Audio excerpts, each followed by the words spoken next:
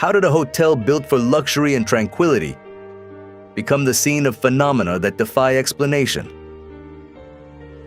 What stories made the Stanley etched in the popular imagination and in literature as the hotel of our worst nightmares? Today, we will walk through its corridors and discover why its reputation as the most cursed hotel has transcended more than a century. The Stanley Hotel, located in Estes Park, Colorado, opened its doors in 1909 as a symbol of luxury and modernity in the Rocky Mountains.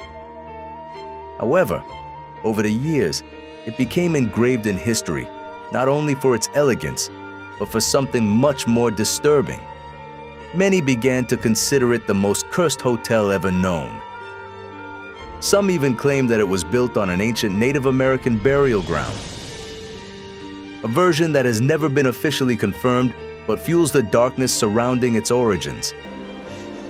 It was founded by F.O. Stanley, an inventor and visionary entrepreneur who sought to create an elegant retreat amid the imposing natural surroundings.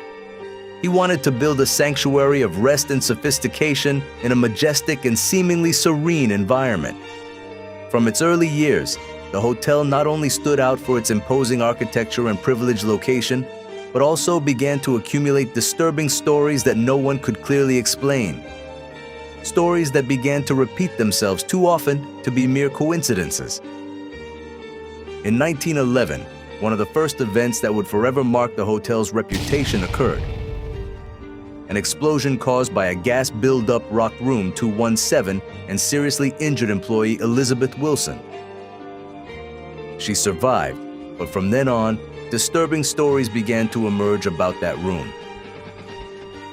Guests claimed that while they slept, someone carefully arranged their clothes or unpacked their suitcases without leaving any signs of forced entry. Others claimed that the lights turned on in the middle of the night and that a female presence seemed to watch them from the shadows. Room 217 ceased to be just a room number and began to become the center of the mystery. In 1915, a guest named Edward Mackenzie stated that when he returned to his room, he found the bed completely disturbed and a chair moved to the center of the room, as if someone had been there minutes before. There were no signs of intrusion, no broken windows, no logical explanation. It was one of the first formal testimonies describing physical movements inside a locked room. During the 1920s, employees began to discuss among themselves something that could no longer be ignored. Constant footsteps in the hallways after 2 in the morning, doors slowly opening in unoccupied rooms, and echoes of footsteps advancing and stopping in front of specific doors as if someone invisible were choosing where to linger. What was disturbing was not an isolated event, but the repetition of the pattern. F.O. Stanley died in 1940. Many thought that his death would put an end to the stories, but the opposite happened.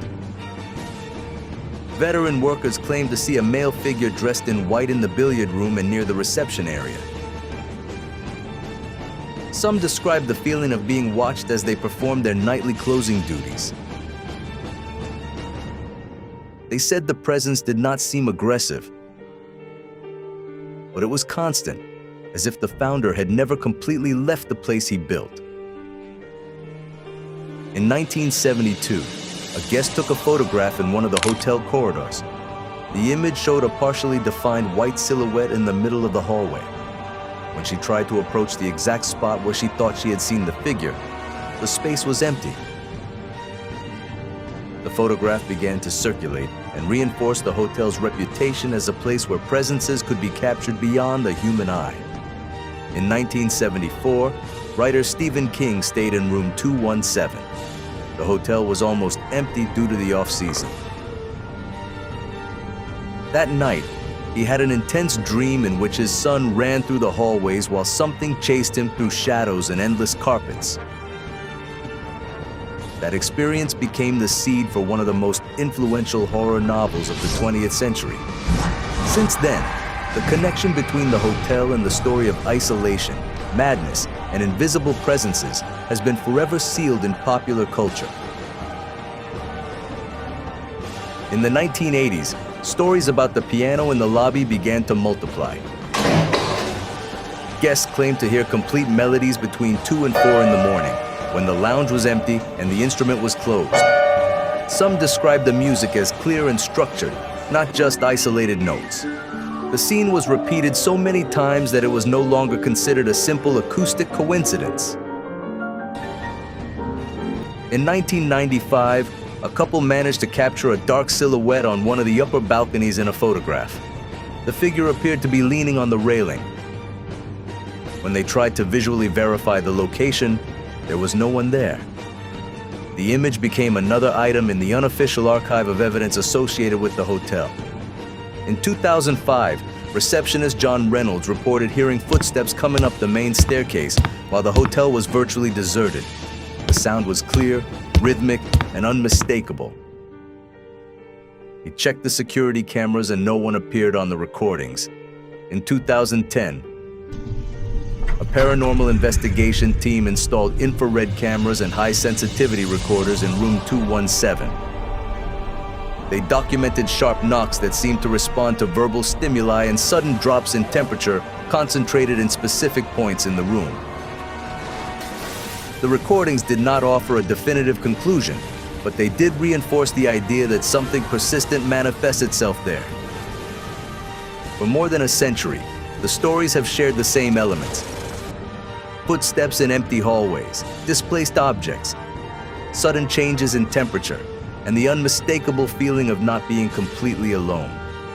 What makes the Stanley different is not a single shocking event, but the continuity of testimonies across different generations, describing surprisingly similar experiences. The hotel continues to operate. It continues to welcome visitors. And every night, when silence takes over the corridors and the lights dim, some say that history does not sleep, that something still roams those hallways, repeating a pattern that began more than 100 years ago, and that to this day, no one has been able to fully explain. If you like mystery stories based on recorded events, real places, and suspenseful tales, this is the channel for you.